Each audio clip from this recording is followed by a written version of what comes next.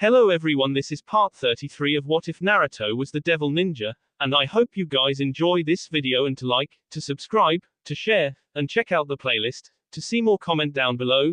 Now let's start the intro. They call me a god. They call me a god. They call me a god. Join my membership, the perks are great. It's in the description. Be sure to like and subscribe, it gives me more motivation. Enjoy. Roughly 10 minutes had passed since the bullet train left Tokyo Station. Naruto stared out the window, watching as the city flew past. Through his reflection in the window, he could see the frown that had appeared some time ago. The idea of traveling on a bullet train used to excite him, but now that he'd seen what they could do, he found himself slightly disappointed. Sure, these trains were fast. However, Naruto could run this fast without even relying on his chakra. That said, it wasn't like he didn't understand how useful trains were. The ability to transport large amounts of people and goods was invaluable. He recognized their usefulness, even if the hype had worn off.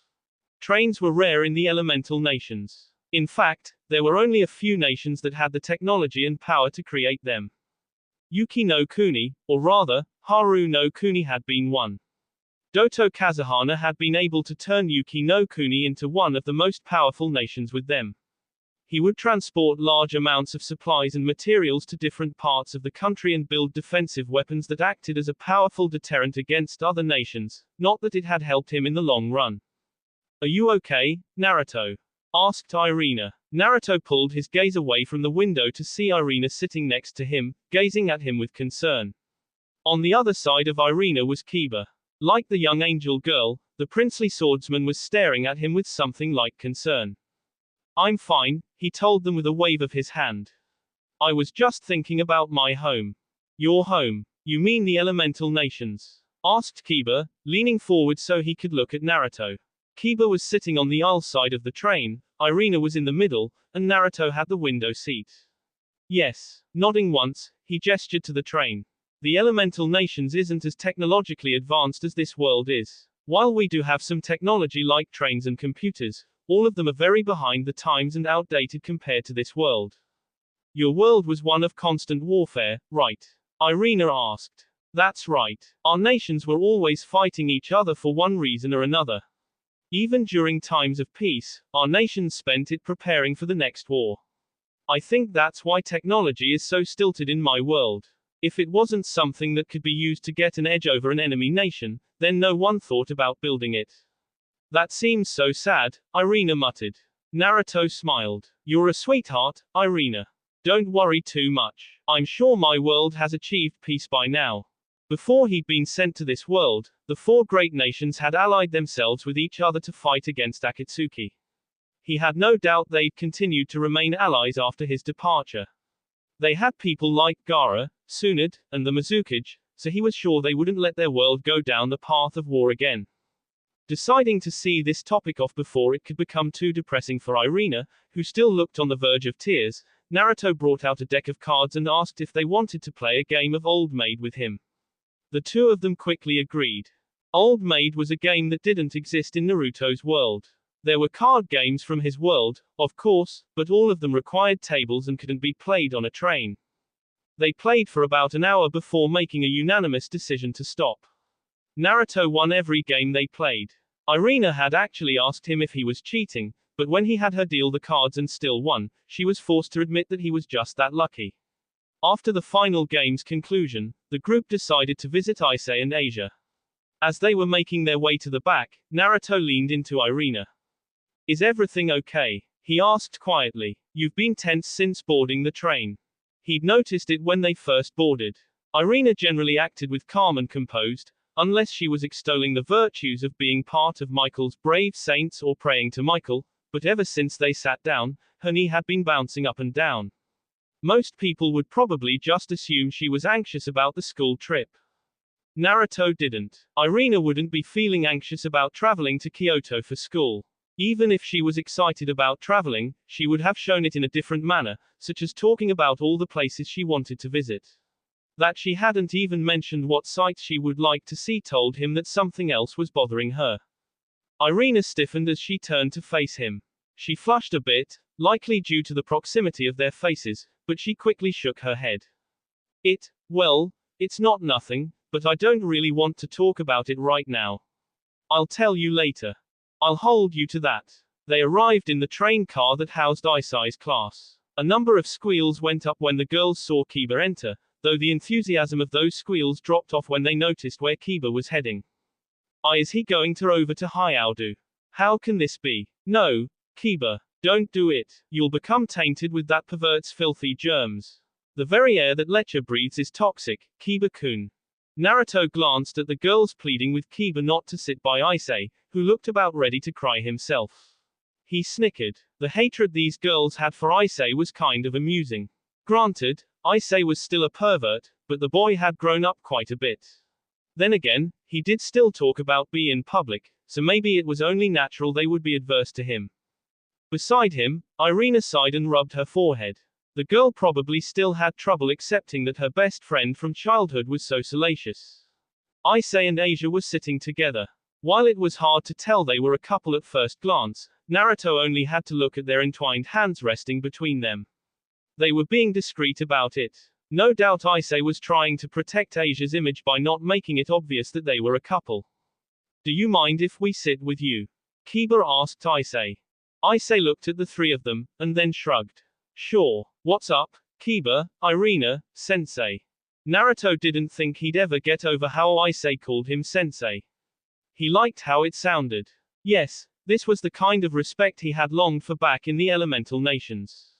The seats in this car were different than the one his class had been sitting in, as not only were seats set in rows of 3, but 2 of those rows were facing each other, meaning 6 people could sit in a group. While Naruto and Kiba sat on the chairs opposite Issei and Asia, Irina sat right next to Asia. Are you excited for the trip, Asia? Irina asked. Yes. Asia beamed a bright smile that could have broken apart storm clouds. I'm really excited. This trip is going to be so much fun. As the two girls began talking about the school trip, Kiba looked at Issei. Since Naruto didn't get the window seat this time, he placed his hand on his armrest and leaned forward, closing his eyes for a moment to just soak in the vibes. I thought it might be good if we knew each other's itinerary during the school trip, Kiba said. That way we can create a plan in case there's an emergency. Issei's eyes lit up a bit. That would be a good idea. Since we're in different classes, knowing where everyone plans on going would help us respond if something happens. Where do you plan on going tomorrow? We're starting our tour from Sanjuo Sanjin-dao. How about you? We decided to start from the temple of Kiyomizu-dera, and then we're heading over to Ginkakuji and Kinkakuji. These temples are a bit distant from one another, but we're trying to finish visiting the most famous places in the first 2 days. That way we can take it easy on the 3rd day. We plan on visiting Tenyuji then. Naruto had been mostly listening into the conversation. He wasn't really concerned about coming up with a plan in the event that something happened, but he would admit it was a good idea. Given how much trouble they often found themselves in, it was always good to be careful, though Naruto was positive he could handle most situations on his own. He spent his time looking at the other students, noticing the lively expressions they wore as they chatted about all the places they wanted to see on this trip. Of course, he also spotted Matsuda and Motohama, who looked put out as they huddled in a place near the back. They seemed depressed about something. Naruto didn't care about to ask. Isn't Tenryuji where our class is going on the 3rd day? Naruto said. It is. Kiba nodded as he smiled at Issei. We may very well meet at the Togetsu Bridge. What is your class doing on the last day? Our class just plans on walking through Kyoto Station and buying souvenirs, Issei said. As the conversation continued traveling along this vein, Irina and Asia joined in, having finished their own discussion. Irina added that she wanted to visit the Kyoto Tower. While Asia didn't have anywhere she wanted to go specifically, she expressed her desire to experience as much of Kyoto as possible. The schedules for each class were prepared beforehand and given to the teachers. Students were also required to create travel guides for their own class to use. Naruto, of course, had one of those travel guides, but he hadn't even bothered looking at it, figuring he could just follow the crowd. Well, and he planned on replacing himself with a shadow clone to do some exploring on his own. His sense of adventure was brimming. As the conversation about where they would be going ended, a new conversation began. This time it wasn't about anything related to the human world. Rather, this conversation was about the underworld. Beelzebub-sama recently spoke to me about the compatibility between the characteristics of my pawn pieces and the Sekiru Utai's power, Issei was saying as he played with Asia's hand. Now that he had people blocking the view, he could freely hold her hand without the other students seeing. He said that I'm currently unable to unleash the full potential of the Queen promotion because I'm not handling my power properly. Since I can't control the flow of the Red Dragon's power, I end up wasting most of the Queen's potential. Being a fairy piece, Naruto did not have the ability of promotion like Issei did. He also didn't have the strength of a rook like Koneko, the magical power of a bishop like Ravel, or the speed of a knight like Kiba. In fact, the fairy piece offered him no benefit whatsoever. That was just fine with him. Naruto didn't think he needed some extra enhancement or anything. He was awesome without any additional powers. Sounds like you have it rough, Kiba said in a sympathetic voice. That's not even the half of it. Issei lamented, leaning back in his seat as though exhausted. Never mind mastering the Queen's abilities, I haven't even mastered the rook, knight, or bishop's powers. It's like, even when my speed and power are increased, all I can really do is charge straight ahead and rely on luck. Honestly, if it weren't for Sensei teaching me new ways to fight, I probably wouldn't have won even half the battles I've been in. At those words, everyone looked at Naruto, the sensei. He looked back at them and shrugged. I can't help him master the use of promotion.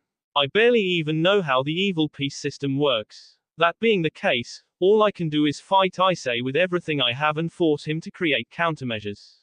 This has led to him getting some more powers, Naruto added after a moment of thinking. However, even the new powers he's gained from fighting me won't help him master using promotion. Promotion was the system put in place that allowed pawns like Issei to promote themselves to another piece, thus gaining more power, but only after they had entered enemy territory or were given their king's permission. Since Naruto knew very little about this system, he couldn't help. The group grew quiet for a moment, perhaps thinking about their own desire to grow stronger. Issei wasn't the only one who wanted to become strong.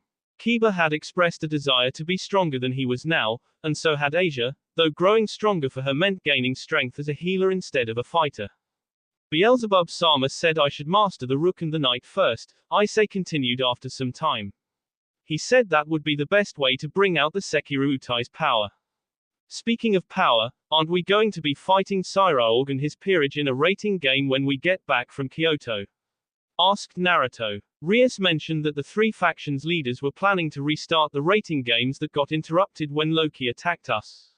That's right. Kiba nodded. Because of what happened with Lord Syrex and the other faction leaders, morale within the three factions is at an all-time low.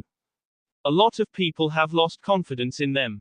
Some of the people in the underworld are saying that if their supreme leaders can be controlled so easily, then it must mean they are unfit to rule. They plan on restarting the rating games as a means of getting everyone's minds off the latest events. Of course, I believe they also plan on putting all of us, the groups who reacted without hesitation to rescue them, on a pedestal. So they're trying to hold us up as heroes. Basically. Naruto hummed as he realized what Azazel, Michael, and Sirex's plan probably was.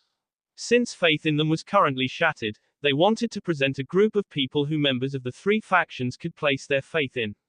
Naruto and the other young devils, angels, and fallen angels had saved Syrex, Michael, and Azazel at great personal risk. What's more, they had averted a war with the Greek pantheon. Those were achievements not just anyone could boast about. Pretty devious, he said at last. What did you expect? Asked Kiba, shrugging his shoulders in a helpless gesture. They need to do something, and while this is only a stopgap solution, it should buy them some time to rebuild faith in their leading abilities. Naruto couldn't disagree. When their conversation with Issei and Asia ended, Kiba, Irina, and Naruto wandered back into the car with their class and sat down. They talked for a bit longer, but eventually ran out of things to discuss. After that, Irina wandered over to chat with some of the girls in her class. Kiba didn't talk to any of the boys, but he quietly sipped a cafe latte he'd bought from the passing concession stand lady. Naruto wondered if the boy even realized the girls in their class were drooling over him as he sat there sipping his beverage like a prince. As for Naruto himself, well, he was having a conversation with his inner furry. I don't want to question your sanity, but I'm really questioning it right now. Are you sure this will work? Fairly sure. I've based the jutsu off the reverse summoning technique used by the toads of Mount Myoboku, though I guess you could say it's more like a combination of regular and reverse summoning. We've tried figuring out ways to use your powers without destroying our surroundings. Nothing has worked so far, and I believe the reason is that I just can't control your power. You're too strong. Maybe if I became stronger as a devil, it would be possible, but that's not something I can see happening for a while yet. Naruto and Kurama had been working together to figure out a way to use Kurama's immense power for some time now. The fact of the matter was that Kurama was just stronger than him. His own power had been steadily decreasing. Neither of them could figure out why. All they knew was that whenever Naruto entered Sage mode, his chakra had been flowing out of him and wasn't returning. They had tried tracking the flow of chakra, but that had turned out to be a bust. Whatever had stolen his power was also blocking their ability to follow it. It does seem sound enough, but that is only if it works, and in order for it to work, not only do you and I need to perfectly synchronize our hand seals, we also have to match our chakra wavelengths to each other. You know what will happen if we fail, don't you? You and I will be torn apart from the resulting explosion, and we'll probably take half the country with us. Naruto flinched as an image of Japan being blown to Kingdom Come entered his mind. Yes, that was exactly what would happen if they failed. Kurama's immense power would annihilate this little island nation. I know what will happen if we fail. You don't need to remind me. However, I also know that you and I need to do something. I hate to admit it, but until we can figure out what's happening to my chakra, we can no longer rely on my power when the going gets tough. If an opponent stronger than me shows up right now, we'll have to rely on you.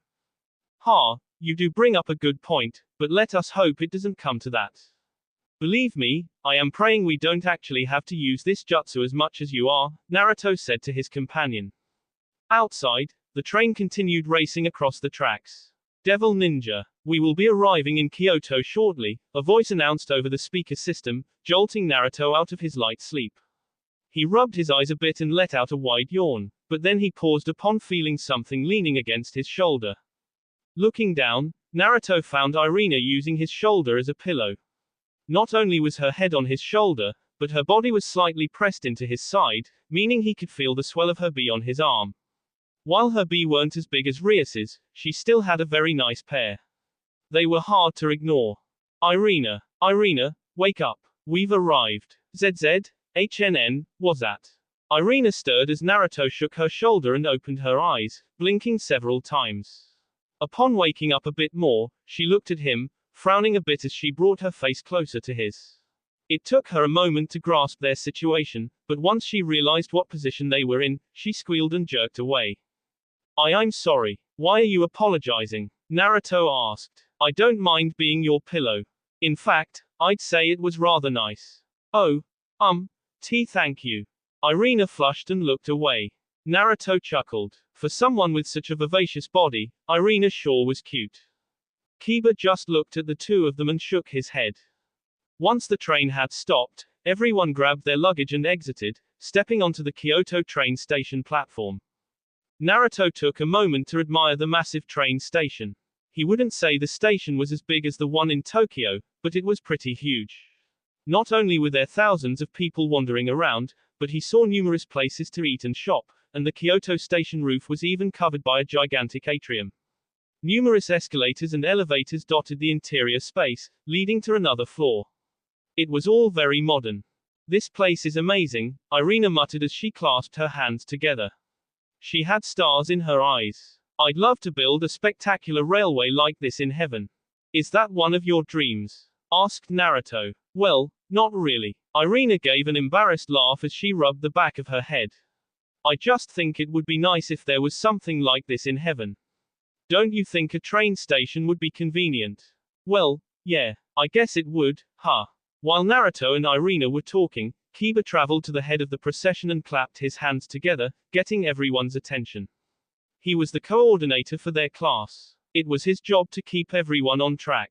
Okay, everyone. Our meeting point is on the ground floor lobby of our hotel. Let's not dawdle around here and begin heading there now. If we don't get there quickly, we won't have time for free activities this afternoon. Yes, Kiba-kun. All the girls squealed while the boys grumbled in complaint. Everyone followed Kiba out of the station. Now that he wasn't walking alongside Naruto and Irina, both of whom were intimidating in their own way, the girls of their class were crowding around him like a pride of hungry lionesses. Perhaps due to his ability to keep calm, or maybe because he was just used to their affectionate gestures, Kiba responded to the ladies with a smile. No matter what they said or did, he spoke kind words to them that made all the girls squeal. He also ignored the intent coming from the boys. Kiba-kun sure is popular, huh? Asked Irina. Yeah. Naruto nodded. That's why they call him the Prince of Ku Academy. Upon leaving Kyoto Station, Naruto was surprised to find what appeared to be a completely modern Japanese city waiting for them.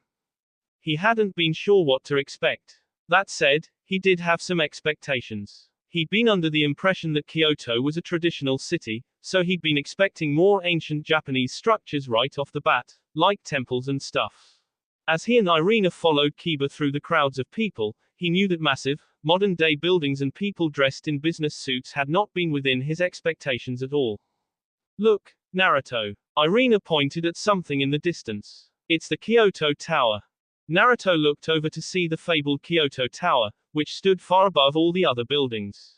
Resting on top of a structure shaped like an inverted cylinder, the tower had a bit of an odd shape to it. There was something like a donut going around its neat donut-shaped construct. She and Asia had been talking about going inside it on their last day. The hotel was only a few minutes' walk from the train station. Aside from their class, Naruto also saw Isai's class and several other classes walking in the same direction. He could easily tell who they were by their winter uniforms. OPPAI. As they were walking, everyone stopped upon hearing the scream. It wasn't just the scream itself that stopped them. It was the word that was screamed. What are you people looking at? It wasn't me. Isai's shout could be heard somewhere ahead of them. Get away from me, you pervert. Oppai. Oppai. Oppai. The commotion was not from Isai at all, and in fact, it was happening several meters away. A young woman was backing away from a man who was chasing her. The man had the look of a zombie. His hands were raised and he was making creepy grasping motions with his fingers. A couple of passers-by quickly restrained the man, but he continued to mumble about Oppai. A pair of police officers quickly arrived on the scene. They cuffed the man and dragged him off. He was still mumbling about Oppai when they left. What was all that about? Asked Irina as the Kuo Academy students began moving once again. No idea, Naruto muttered, though he did feel there was something familiar in how that man had acted. I guess Kyoto isn't as peaceful as we all assumed. I guess not. The hotel that they were staying at was called the Kyoto Sirex Hotel. It was tall even by most hotel standards, with at least 12 stories and a ritzy appearance that reminded him of the mansions he'd stayed at with Rias. He'd expected nothing less from a hotel owned and operated by the Gremori clan. On a side note, the Kyoto Serafal Hotel was under construction just a few buildings away. After the students showed their identification cards to the attendants, everyone was given detailed instructions on how to reach the lobby. The front door was actually just a waiting area and not the lobby itself. However, even the waiting area was ostentatious beyond anything that could be expected from a normal hotel. As the other students gawked at the busts, artwork, and polished to a shine-tiled floor, Naruto, Kiba, and Irina kept their eyes ahead and entered the lobby. A lot of students were already gathered in the lobby, which was about twice the size of the waiting area. When each class arrived, they took roll call to confirm that everyone was present, and then stood or sat around so they could listen to the teacher's announcements.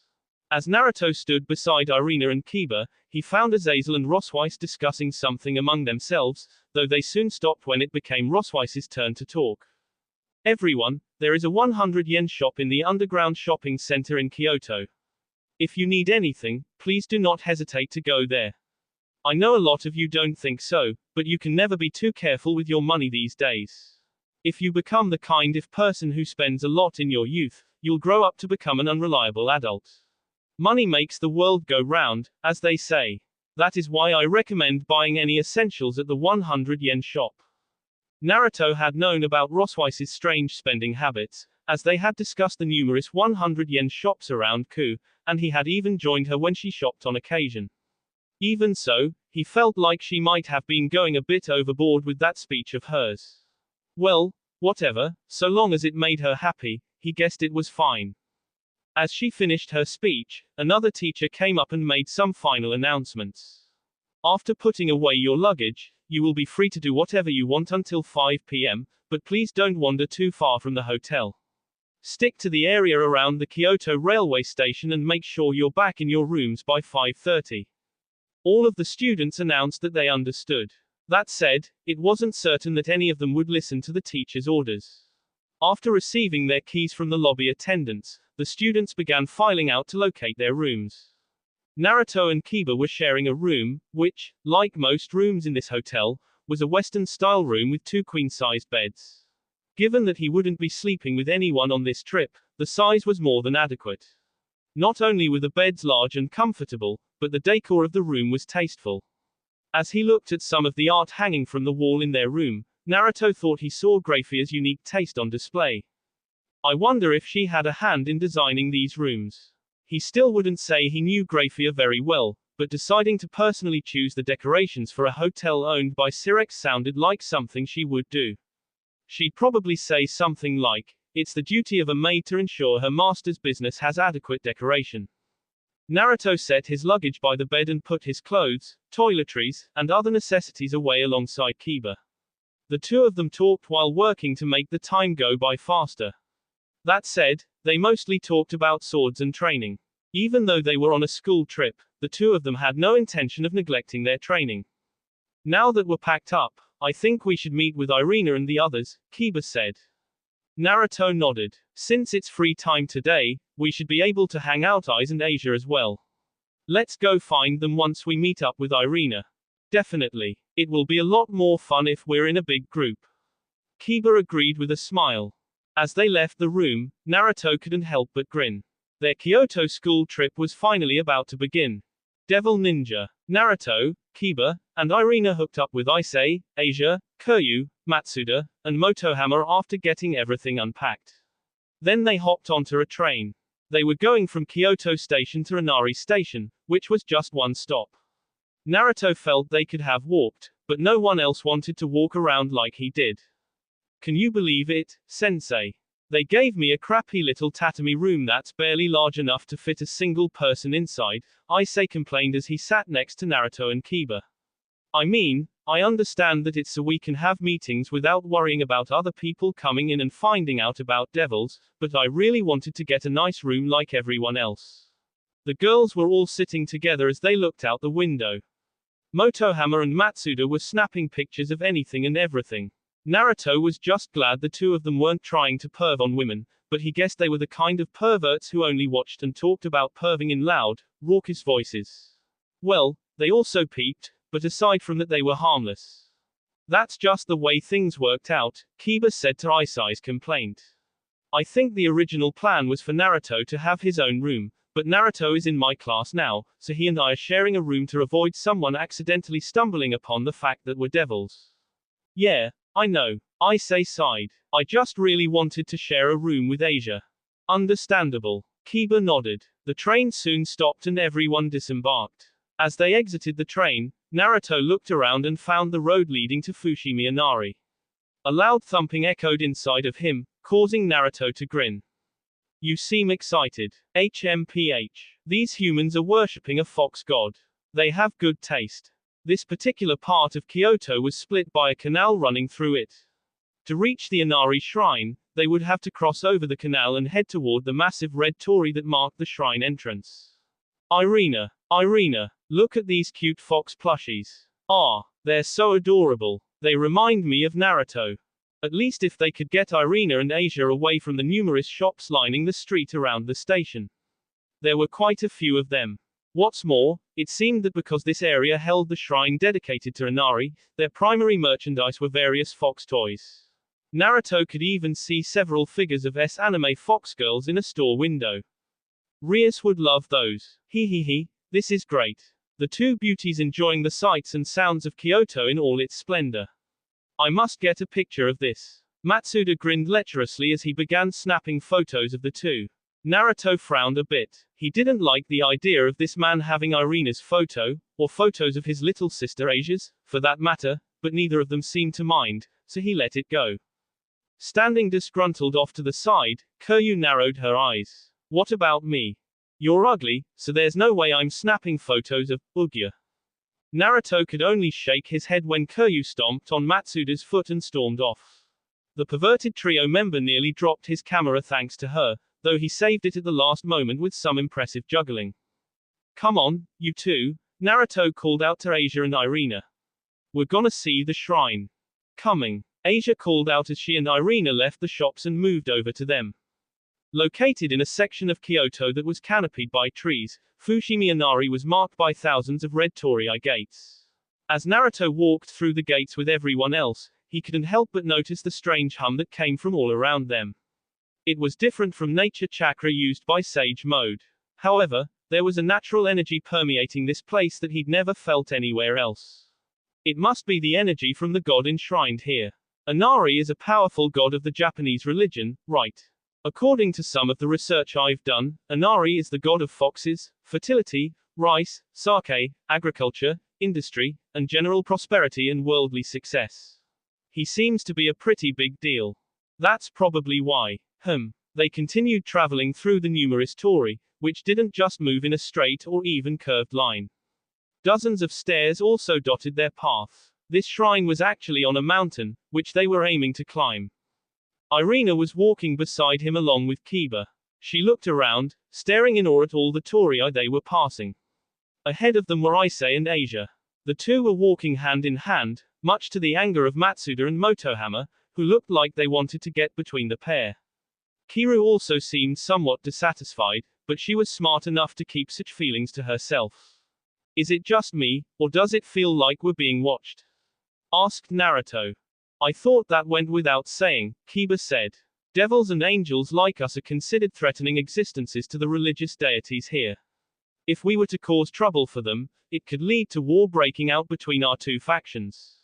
Of course, we notified them beforehand that we'd be coming and got those passes to let us enter, but they still need to watch us and make sure we don't cause any trouble. Yeah, I guess. Naruto glanced at a small section of the forest where he'd felt the presence of someone. He didn't feel it anymore, but he could have sworn that presence was hostile. Taking photos as they continued to advance, the group climbed up the mountain path through thousands of torii. Hey, why are you all so energetic? Asked an out-of-breath Motohama as he lumbered up the steps like a man-s of exhaustion. Hey, Motohama. Why are you so out of shape? Even Asia isn't breathless like you are. Unlike Motohama, Matsuda was actually in decent shape, so he didn't appear to be having much trouble. Naruto heard from Issei that Matsuda was a former baseball star in middle school. I guess some people really are the kind who spend so much time indoors they're completely out of shape, Naruto murmured. There were several rest stops along the way, so they took several breaks and checked out the little stores that sat in those areas. Sadly, they were forced to stick together. Naruto frowned as he realized that talking to Irina about whatever was bothering her wouldn't be possible in this group. He'd been hoping to get some time alone so he could speak to her in private. Aside from forest, the place surrounding Fushimi Inari was littered with cultivated gardens and small ponds. The scenery gave the mountain a very peaceful air. Naruto imagined normal humans would feel completely at peace while traveling through here, unlike him. The very atmosphere was alive with energy, so much so that Naruto felt the hair on his arms prickle. They eventually reached the top of Inari Mountain. By that point, Motohama looked like a S-man walking. Naruto thought he would keel over at any moment. Oh, wow, Irina muttered under breath. What an amazing view. It's beautiful, Asia agreed. The two girls were standing on an overlook that gave them a view of pretty much the entire mountainside. From where they stood, it was possible to see all of the torii gates lining the path. Naruto had to admit that it was a stellar view.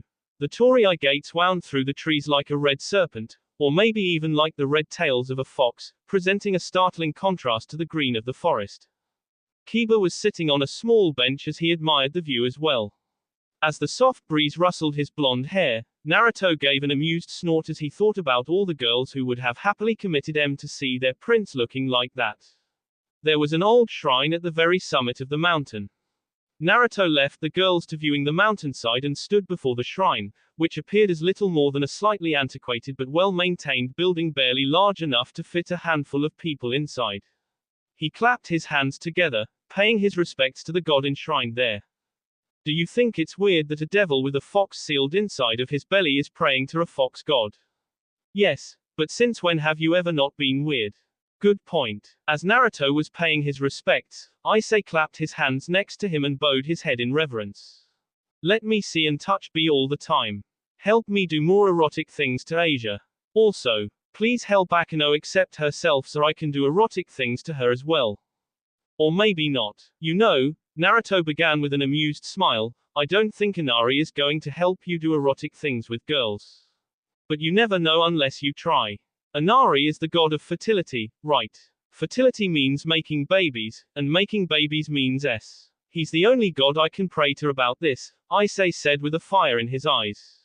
Naruto had to admire the boy's tenacity. Moments like this made Issei seem like Naruto's reincarnated sensei. Naruto shook his head and was about to head over to Kiba, but just as he was preparing to leave, a voice spoke up. Are you not from Kyoto? Judging from the timbre, pitch, and tone of the voice, it belonged to a young girl. However, beyond the sound of the voice, the strangely hostile feelings emanating from it made him frown. What's more, he could now detect numerous presences surrounding them. They must have hidden themselves. He didn't know how many there were, and they weren't very strong, but that hardly mattered when they were surrounded by so many people they couldn't afford to fight back. Keeping calm, Naruto turned around. He was prepared for any eventuality, or so he thought. When he finished his turn and found a girl with lustrous hair like honey and golden eyes, he froze like a popsicle. She looked very young. He would have judged her to be a girl in primary school. Adorning her slender frame was a traditional red and white shrine maiden outfit. Beyond the insanely cute outfit, however, were the furry fox ears twitching on her head and the 9 tails behind her back. Kurama, there's a cute girl with fox ears standing before me. Oh, God, this isn't good. She might be even cuter than Office. Naruto, just calm down and think about where you are. If you begin petting her, people are going to think you're a pedophile. Despite his partner's warnings, Naruto couldn't find it in himself to resist the strange compulsion that came over him. You're so adorable. Wah, kya. Before the poor girl even had time to stumble back, he was right next to her, feeling those super fluffy ears. They were so soft. He didn't know what she did to make her fur so soft, but her ears were quite possible the softest, fluffiest things he had ever felt. Wait. What are you? You have really pretty ears, Naruto complimented as he shamelessly rubbed her ears. A bright blush sprang to the kid's face as her tails wreathed in agitation, but he only paid enough attention to notice it and nothing more. There were more important things to do. Sensei, Issei muttered. Your actions are kinda making me uncomfortable. Naruto ignored Issei as well. His student obviously didn't understand the appeal of fox ears on such a cute kid. Sadly, before he had the chance to truly admire the softness of those ears, a surge of K-intent forced him to leap backwards, away from the girl. The person who had interrupted him was a man with black wings and a crow head. He was dressed like a hermit, with a loose-fitting gray kimono covering his body. How dare you defile Kanu-sama? Defile. Naruto frowned at the man, even as other figures emerged from the surrounding forest. I have no idea what you are talking about. I didn't defile her. I just wanted to feel her fluffy ears. Heathen. You dare to touch our princess with your filthy hands. By this point in time, there were more people than just the young girl and the hermit-like man, who Naruto belatedly realized was a Tengu. There were also nearly a dozen people wearing fox masks and dressed in the garb of traditional priests. Not only were they surrounding him and Issei, but they were also surrounding Kiba, and Irina and Asia. Oddly enough, Motohama, Matsuda, and Kiryu seemed completely unaware of what was happening. Naruto suspected illusions were somehow involved. What is going on here? Are those Karasu Tengu? Have they come to tell me my B-related wish is forbidden? Issei asked in an increasingly shrill voice. Somehow, I don't think that's why they are here. Naruto muttered as he eyed the numerous hostile people. The girl seemed to have recovered from Naruto's sudden head petting, though her cheeks were still flushed a bright red. She patted her clothes and ears as though to calm herself. Then, recovering further, she pointed at the two of them and glared as she yelled at them. Give me back my mother. What? Naruto had no time to ponder the girl's words as the first Tengu who had interrupted his petting leapt at him. Clicking his tongue, Naruto blocked the staff in the Tengu's hand, and then promptly snapped the staff in two before kicking the man. He meant for it to be a light kick, but he must not have been holding his strength back as much as he'd hoped. The man went flying through the air and into the ground several meters away. As more Tengu and those fox priests attacked, Naruto tried to reason with the girl. I don't know what you're talking about. I don't even know who your mother is. Please stop this so we can talk things out. But the girl didn't listen. Don't think you can lie to me. I might be young, but that doesn't mean I can be deceived so easily. TCH. As Naruto and Ise found themselves beset by Tengu and fox priests on all sides, the other members of the group, aside from Motoum, Matsuda, and Kiryu, who were staring at nothing with eyes, found themselves being attacked as well. Kiba was fighting against a group of priests using a wooden sword instead of actual blades. He used his incredible speed to move around them. His sword flashed out and attacked from all sides, but Naruto noticed that he was careful not to actually injure anyone. It seemed that, like him, he had realized something was up. Asia was standing behind Irina, who had brought out a wooden sword and even had her white angel wings flaring behind her back. Unlike Kiba, who moved around without pause, she stood in one place like a rock and took the attacks head-on. She must have improved her game since the last battle. Her movements were fluid like water as she deflected the dozens of staffs she was being attacked with. Asia, Ise called. Can you bring out that thing you received from Buku? Why yes, it's right here, Asia said as she fished in her jacket and pulled out a card with the Gremori clan crest etched into it. I'll clear you a path, Naruto said as he darted forward. Several foxes tried to intervene, clearly sensing that something was up, but Naruto used a gentler form of combat to trip them up and send them tumbling along the ground. He hoped they weren't too injured. He helped protect Asia as she made her way to Ise. All right, Ise grinned. Here we go. Knight promotion. A surge of power swirled around Ise as he was promoted to a knight. Explosion. His power was further boosted by his sacred gear. This would allow him to overpower anything that came his way, though Naruto felt the promotion was unnecessary. These people weren't that strong. As all this was happening, the young girl shivered in rage as she glared at them. You people are unforgivable. You filthy devils. How dare you taint this sacred space? I'll never forgive you. Naruto sighed as the girl left them no chances to have a peaceful conversation. He ducked underneath the swinging staff, redirected the offending weapon so it struck the ground, and then stomped on it. Snap! The staff broke in half. As the woman on the other end stared at the broken staff in shock, her fox ears twitching, Naruto kicked her away with a love tap. It was just a light kick. Even so, she tumbled along the ground as though he'd hit her with an iron weight. Everyone, he called out, be careful not to harm them. We have no idea what's going on. Right, everyone else agreed. Naruto didn't want to injure or kill these people until he knew they were enemies for sure. That girl had screamed something about her mother. Give my mother back, she had said. This already gave Naruto some clues as to what was going on, but he still didn't have the whole picture. There was also the fact that Rias had warned him about causing trouble in Kyoto. The girl must have realized they'd lost the upper hand, or rather, that they had never had the upper hand to begin with. Several of her companions were already lying on the ground and sporting bruises. She bit her lip, glared at them with hatred burning in her eyes, and raised her hand. Let's retreat. We don't have the numbers or the strength to defeat them right now. The Tengu and foxes were quick to obey her, grabbing their comrades and leaping away from Naruto and the others. As they retreated back into the forest, the girl glared at them again. You damn devils. Mark my words. I will make you give me back my mother. As the girl and her companions finally disappeared, Naruto and the others slowly relaxed. He glanced around to find Motohama, Matsuda, and Kiryu coming out of their trance-like states. One of those foxes must have cast some kind of illusion on them to keep them from seeing what was happening. Asia was checking Ise for any wounds, though there was no way he would have been injured by such a weak offensive. Irina had retracted her wings, but she looked primed and ready in case those people ambushed him again. What was all that about? Asked Kiba as he looked at where the girl had disappeared. I have no idea, Naruto sighed and ran a hand through his hair, but I believe we'll find out soon enough, whether we want to or not. Devil Ninja. Naruto and his friends returned to the hotel at exactly the correct time they needed to. After returning to their rooms for a brief moment, they were summoned to the dining room for dinner. Like the rest of this hotel, the dining room was very much in the Western fashion, with large tables and chairs instead of small tables lined up in rows for them to sit on the floor in Caesar. The tables were all round, covered in expensive white cloth, and featured more utensils than most normal people knew what to do with.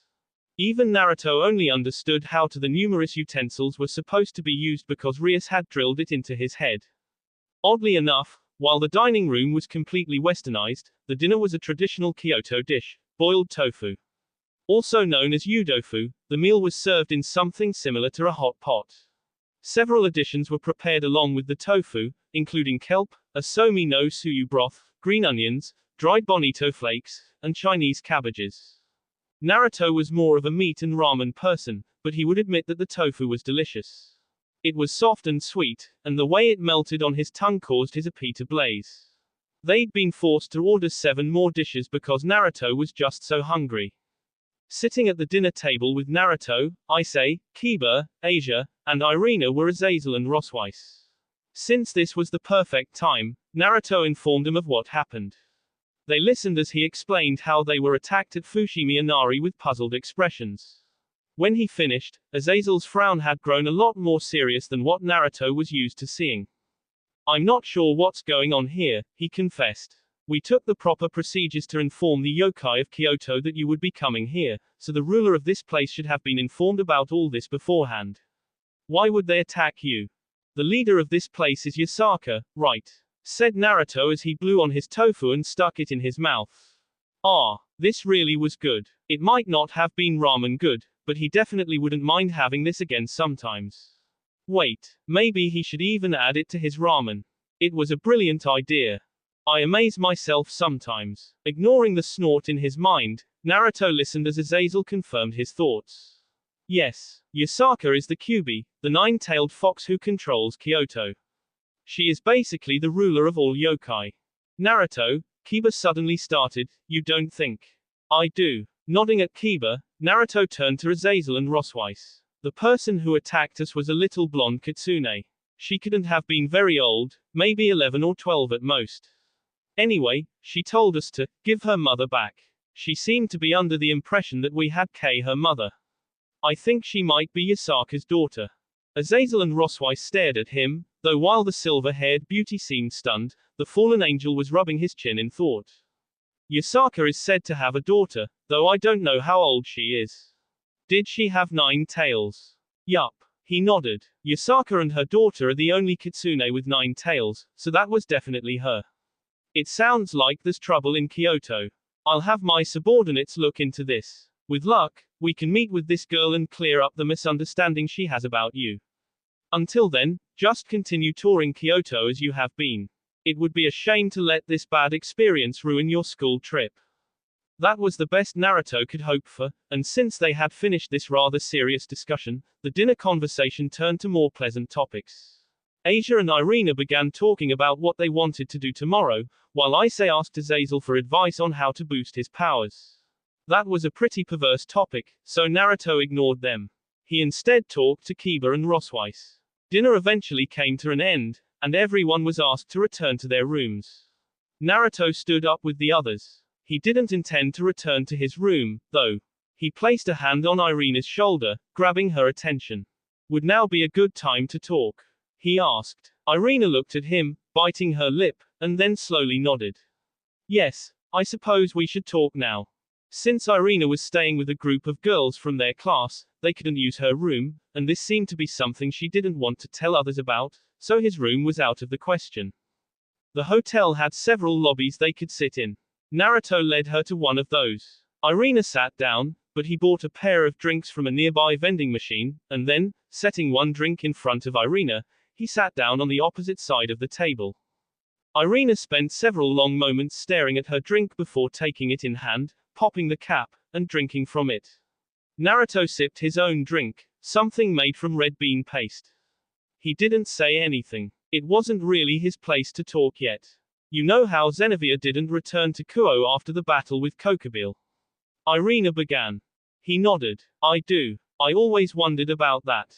Well, after we learned about God's death, Zenevia confronted the church about it and discovered that all of the higher-ups knew as well.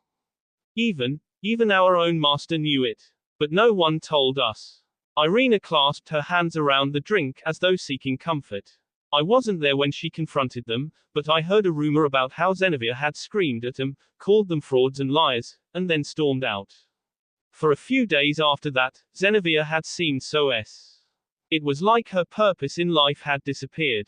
Even when Michael Sama had come down and offered to reincarnate us as angels for his brave saints, Zenevia had been completely uninterested. I accepted, of course. Being an angel has always been my dream. However, sometime after I went to heaven so I could become an angel, Zenevia disappeared and no one's heard from her since.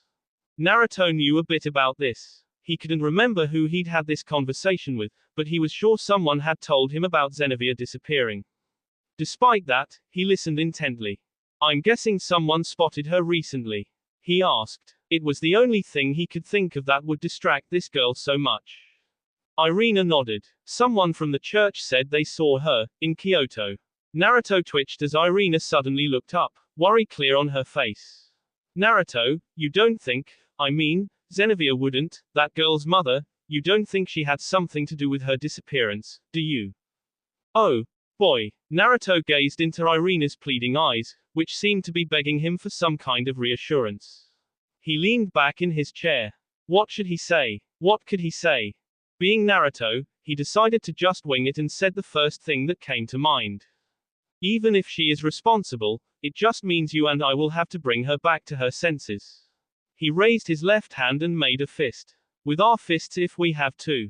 Irina stared at him for a long moment. Then, PFFT. A smile broke out on her face. That's exactly the kind of thing I'd expect you to say. You're right. If she somehow does have something to do with Yasaka's disappearance, we'll help her see the error of her ways. That said, I like to think she's not involved. Naruto nodded. Zenevia was Irina's best friend. He understood exactly how she felt. After all, his best friend had betrayed the village and gone totally rogue for a long time.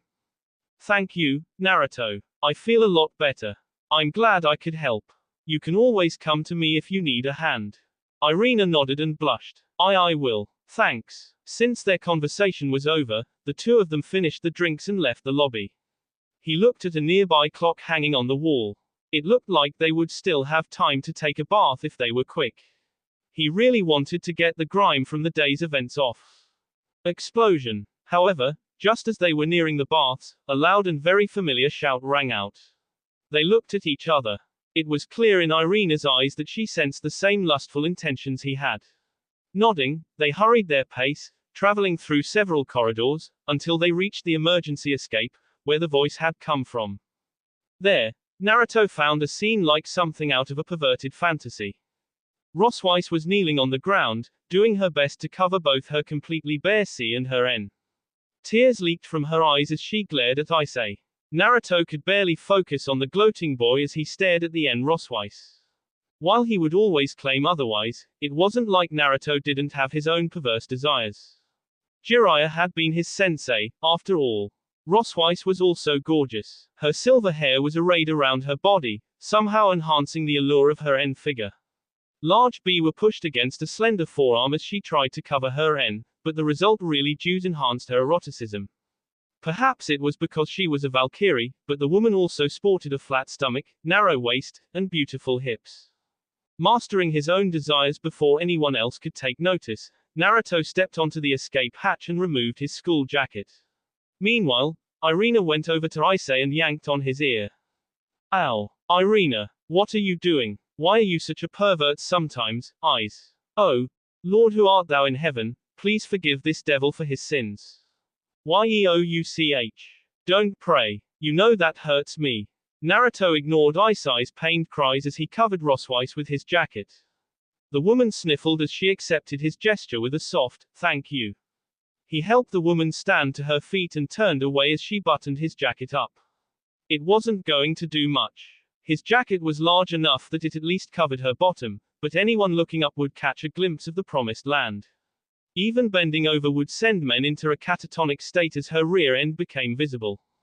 "Are you okay?" asked Naruto. "No," Rosweiss sniffed. "My clothes are ruined. Do you know how much of a waste that is? It's environmentally unfriendly. Plus, I'll never be able to get married now." Scratching his cheek, Naruto said the first thing that came to mind. "I'd marry you." "Huh." Before Naruto could respond to the woman's shocked expression, Azazel stepped onto the emergency escape. He paused, surveying the scene with something like a mixture of amusement and bemusement. He shook his head and quickly got to the point. "I'm sorry to disturb all of you as your fun was reaching its climax, but we've been summoned to a nearby restaurant." "Someone has summoned us." Naruto shared a glance with Rosweiss. Judging from her rather befuddled expression, she didn't know anything about this either. He looked back at Azazel. "Who?" A grin stretched across Azazel's mouth as he answered. "A very cute Mao Mao shoujo. Devil ninja." Later that evening, when everyone had already gone to bed, Naruto found himself walking alongside Irina, Kiba, Issei, and Asia as they all followed Azazel. There wasn't much foot traffic this late at night. Naruto supposed it was because this was a tourist destination and all of the sites that people could visit were best visited during the day. Only a few people wandered the streets. A young man talking on his phone, an old lady walking her dog, and a few older teens who looked like college students heading into a restaurant. "Here we are," Azazel announced as he led the Gremory group plus Irina to a small restaurant on a street corner. The restaurant was called Deraku. It looked like a very traditional Japanese restaurant, with lintel posts, a slanted roof, and fox statues on either side of the door. Azazel went inside. Naruto and the others were forced to follow. They passed through several rooms before appearing before a door, which opened seconds later. Seraphal stood on the other side, wearing a beautiful mauve kimono that suited her short height well. The kimono stretched tightly across her massive melons. Naruto wasn't Issei, but even he couldn't help but notice how her bee spilled over the obi tied around her kimono. That would never happen with a regular Japanese woman. Her long hair had been tied up in a traditional bun. A single strand trailed down her face. "Oh." Her eyes lit up. "If it isn't Naruto, how are you? The last time we saw each other was at that convention, wasn't it?" "It was." Naruto grinned back. "I was really surprised to see you there, but you really looked like you belonged." He paused. "It's nice to see you. You look beautiful." He. Seraphal giggled quietly as she turned around to show off her kimono. "It's not bad, right? I thought a kimono would suit the traditional Japanese atmosphere of Kyoto." Naruto cupped a hand to his chin and nodded.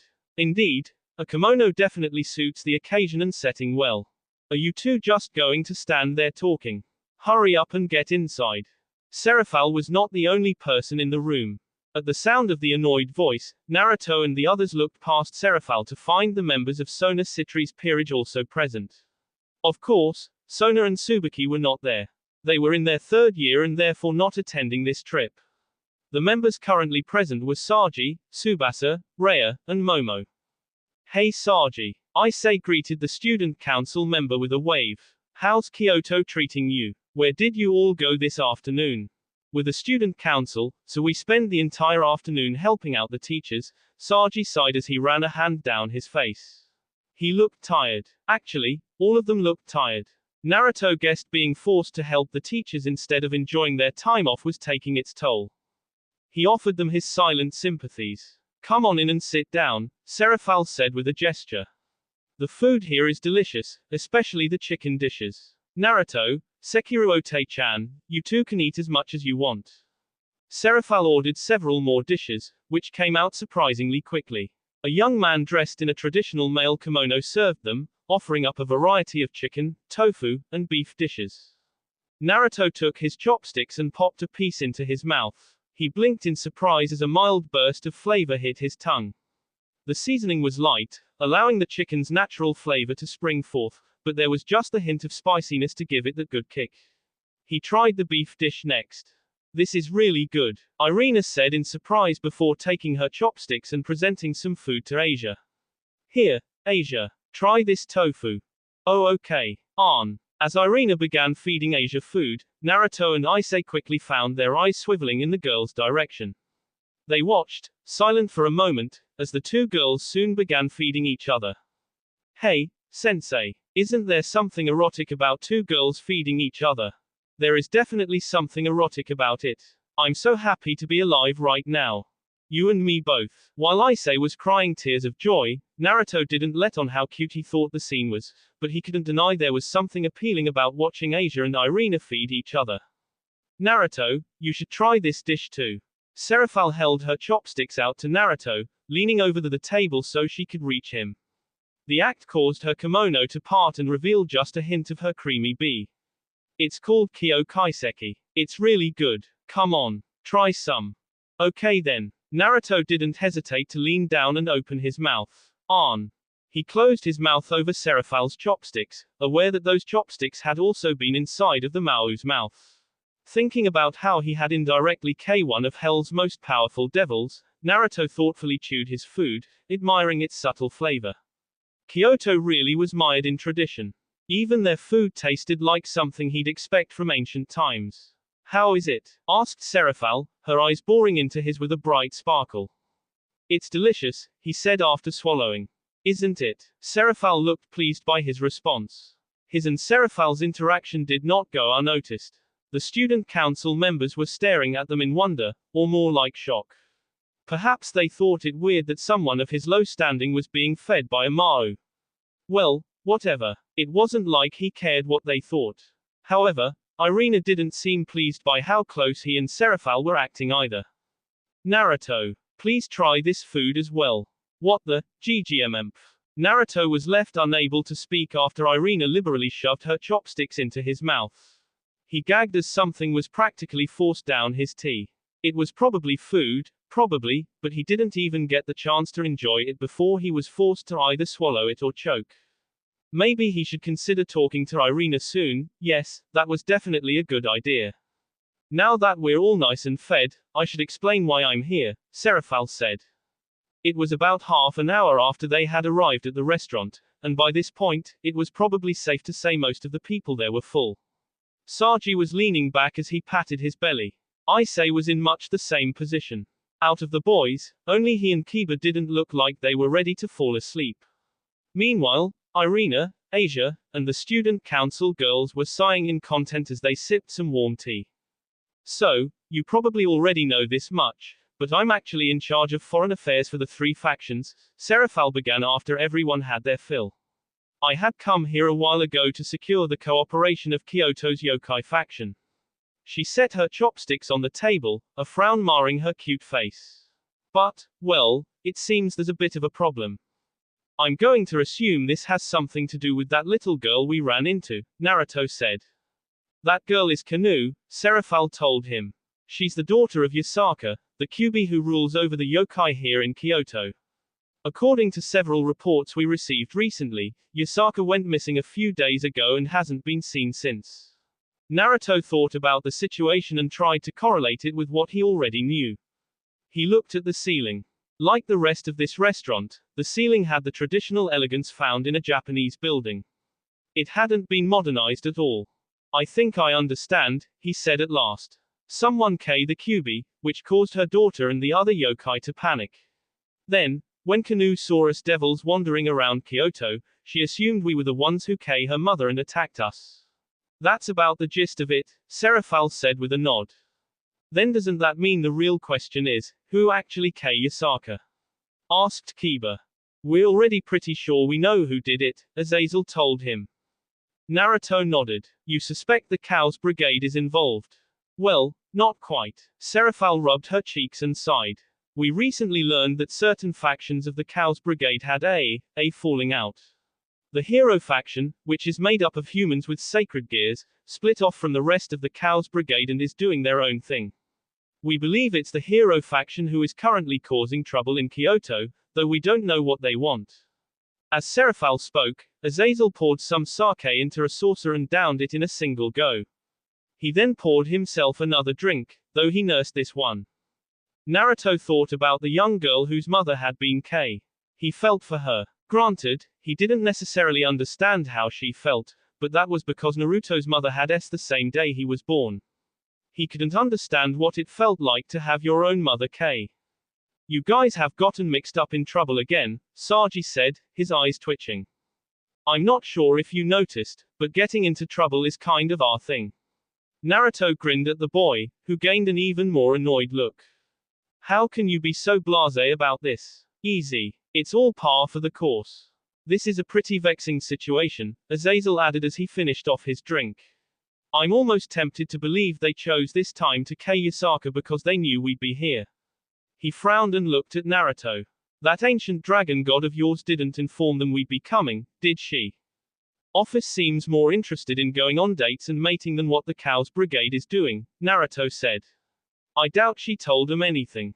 Dates. While Azazel looked confused, Seraphal said, given the nature of this situation, explaining everything to the yokai faction and securing their cooperation is imperative.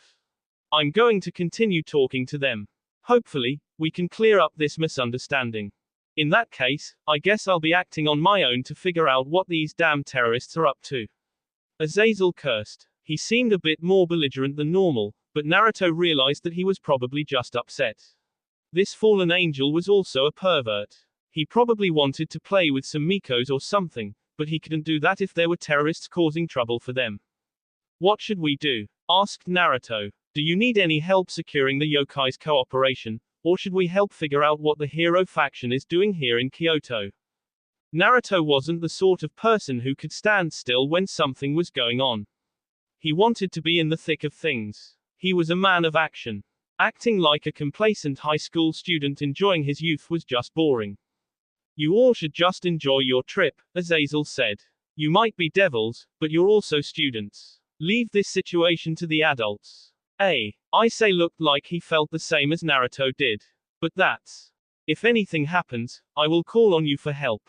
That said, this is an important time of your youth. You aren't going to have that many school trips, so if possible, I would like you to enjoy your time in Kyoto doing things that normal high school students do.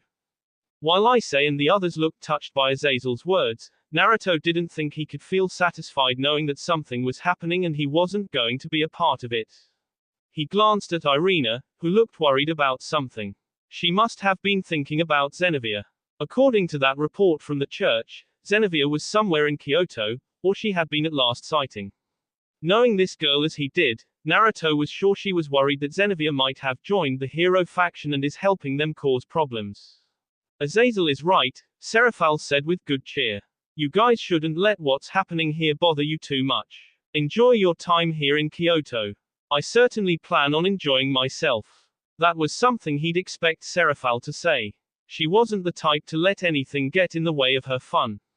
If necessary, she would probably blast the hero faction into next week. Of course, she might also accidentally destroy Kyoto as a result.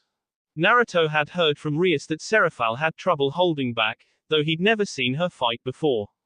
Yet even though everyone was telling them to ignore what was happening and enjoy their time in Kyoto, Naruto didn't think he would be able to. Of course, there wasn't much he could do right now. The situation wasn't something that he could just walk into and solve with brute force. He needed a better understanding of the situation, which wouldn't happen unless he could meet with Kanu again and convince her to tell him about her plight. Well, he was sure they'd meet again.